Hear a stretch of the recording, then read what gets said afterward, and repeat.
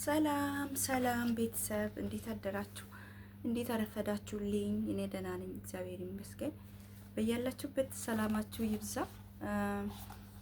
ያው ስለዚች አሻራ ከወልጀት ነፃ አሻራ ባለፈውም ሰርቼላችሁ ነበር፣ ግን ብዙ ጥያቄ ጠይቃችሁኛል። ምንድን ነው የሚያስፈልገው? ስለ ብርስ የጠየቃችሁ አላችሁ። በእርግጥ ነፃ ነገር የለም አይደለም። ነፃ ሊሰጣችሁ ትራንስፖርት ራሱ በአሁኑ ሰዓት ከባድ ስለሆነ በእርግጥ ብሩ ትንሽ ነው። ምን ይሄ ብር አይባልም፣ ግን ነፃ አይደለም። ግን ምን እንደሚያስፈልግ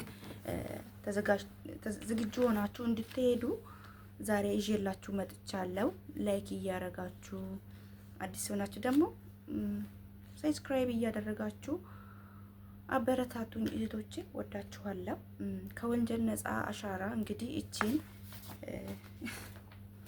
እቺን ወረቀት ለማግኘት ነው እንግዲህ እኔ እዛ ድሬ ማለት ነው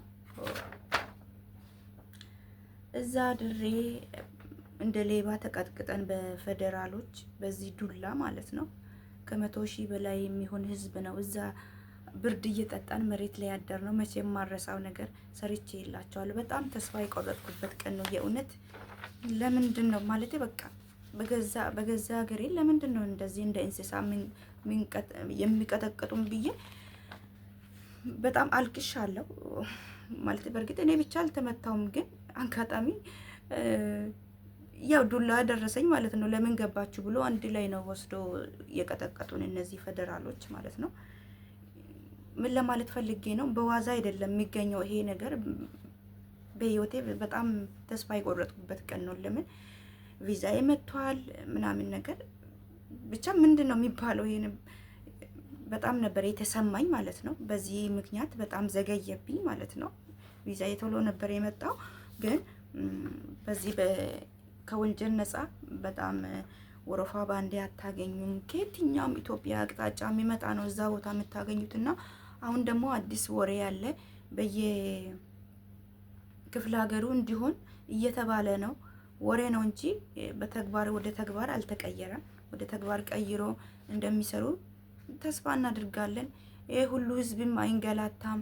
ከየት የመጣ ትራንስፖርት አልጋ አለ፣ ብቻ ብዙ ነገር አለና በየክፍለ ሀገሩ ቢያደርጉ በጣም ምርጥ ነው፣ በጣም አሪፍ ነው እላለሁ። ምንድነው መጀመሪያ ወደ አሻራ ለመስጠት ስትሄዱ ኤጀንሲያችሁ ይናገራል ምን እንደሚያስፈልጋችሁ። መጀመሪያ ቪዛ ከመጣ በኋላ ነው አሻራ የሚሰጡት። ከወንጀል ነፃ ቪዛችሁ ከመጣ በኋላ ነው። ያው ኤጀንሲዎቻችሁ ራሱ ይነግራችኋል፣ ግን ለእናንተ እንደ መረጃ ይጠቅማችኋል ብዬ ስላሰብኩ ነው የምነግራችሁ ማለት ነው። መቀመጫው አልተመቸኝም እና ምንድነው መጀመሪያ ቪዛ ኮፒ ያስፈልጋቸዋል። አሁን ለምሳሌ የቪዛዬ ነው ይሄኛው ዋና ኦሪጂናል ቪዛዬ ነው። ሁለተኛ ደግሞ ምንድነው የሚያስፈልጋችሁ ፓስፖርት ኮፒ፣ የቀበሌ መታወቂያ ፋይዳም ሊሆን ይችላል የቀበሌ፣ እሱን ይዛችሁ ኮፒ አድርጋችሁ ምናምን ነገር ራሳችሁ ዝግጁ። የሁለቱም ካላችሁ በጣም ምርጥ ነው። ያዙ ፋይዳውንም የቀበሌውንም ካላችሁ እዛ ሄዳችሁ ከምትንገላቱ ምንም አይከብድም። ቦርሳችሁ ውስጥ አስቀምጡ እና የቪዛችሁ ኮፒ ያስፈልጋል። ዋናው ነገር እሱ ነው። እሱ ከሌለ ምንም መስጠት ስለማትችሉ ማለት ነው። እሱን ትይዛላችሁ።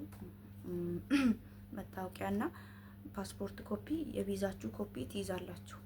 ከዛ በኋላ ክፍያው እዛ የምትሰጡት ብር በጣም ትንሽ ነው በነገራችን ላይ ለእንትኑ የምትከፍሉት። ስለዚህ ለእንትኑ ማለት ነው።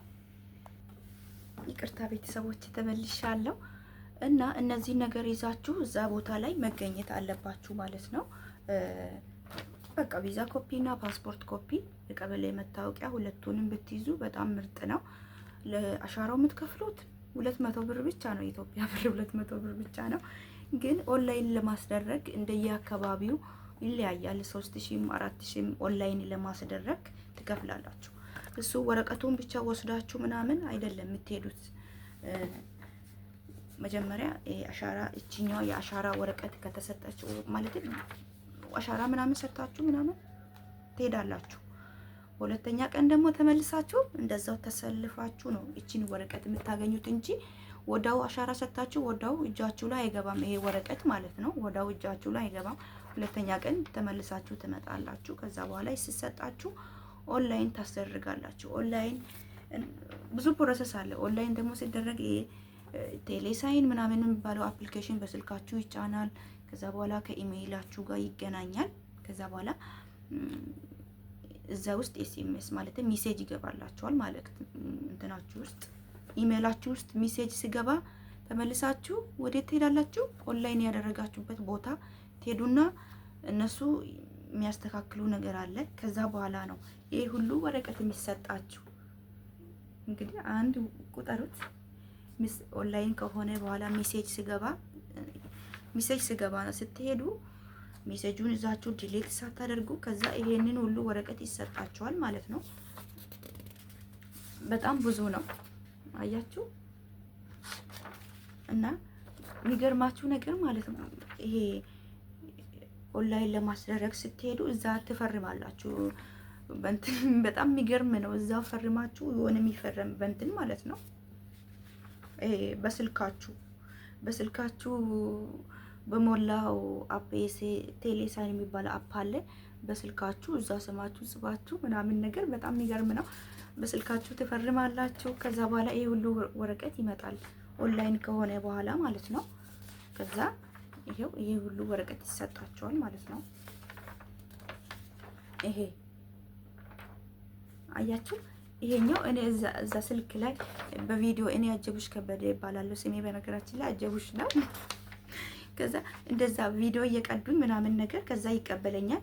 ከዛ ፍርማ ፈርማለሁ ማለት ነው። ፍርማ ፈርማለሁ። ከዛ እኔ ክያ መሆኔን ይቀበለኛል ማለት ነው። ከዛ በኋላ ጨረስኩኝ ማለት ነው። ኦንላይን ሆነ። ከዛ እንደ እድላችሁ ወደ የኤምባሲያችሁ አሁን ዱባይ ኤምባሲ ከሆነ ወደ ዱባይ ኤምባሲ ትሄዱና ማህተብ ይመታል። ግን እኔ አጋጣሚ ሆኖ የኔ ኤጀንሲዎች በምን አድርገው እንደጨረሱልኝ አላቅም። እኔ ፈጣሪ ሲወደኝ፣ ምክንያቱም ቲኬት ተቆርጧል። ቲኬቱ እንዳይቃጠል እንዴት እንደተደረገ አላውቅም። እነሱ ጨርሰውልኛል። ግን ግማሹ ሄዶ እስከ 15 እስከ 20 ሺህ ብር አውጥቶ ማህተብ ያስመቱ አሉ ልጆቹ ማለት ነው።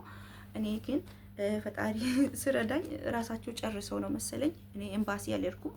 ኤምባሲ ሄዳችሁ እዚህ ላይ ሁሉም ላይ ማህተብ ይደረጋል። እዚህ ላይ ማለት ነው። ይሄ ሁሉ ወረቀት ያሳያችሁ ላይ ማህተብ ይመታበታል። እና ያለው ነገር ይሄ ነው። ምንም የሚከብድ ነገር የለም። ደግሞ ከዚህ በኋላ ደግሞ ሊቀርም ይችላል። ፈጣሪ ያስቀረው። የእውነት በጣም ነው የሚያስጠላ። ጣጣው በዛ። እንደኛ አይነቱ ምስኪን አሁን የምን ወንጀል ልንሰራ እንችላለን? አሉ ወንጀለኞች እኮ ወንጀል ሰርቶ ምናምን የሚወጡ ሊኖሩ ይችላሉ። ግን በቃ ለእንደኛ አይነቱ በዛ ፕሮሰሱ ቶሎ ሄደን ለመስራት ለምንፈልገው ፕሮሰሱ በጣም አበዙብን።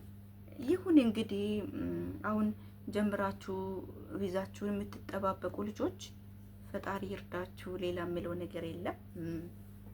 አይዟችሁ ነው የምለው ላለው እነዚህ ያው መጀመሪያ ደረጃ እንትኑ የቪዛችሁ ሲመጣ ይናገራሉ ማለት ኤጀንሲያችሁ ምን ማድረግ እንዳለባችሁ ምናምን ነገር እነሱ ራሳቸው ይናገራሉ። እኔ በጣም ነው የማስቀምጠው። እቃ አልጥልም፣ እንደ መረጃ ይጠቅማቸዋል።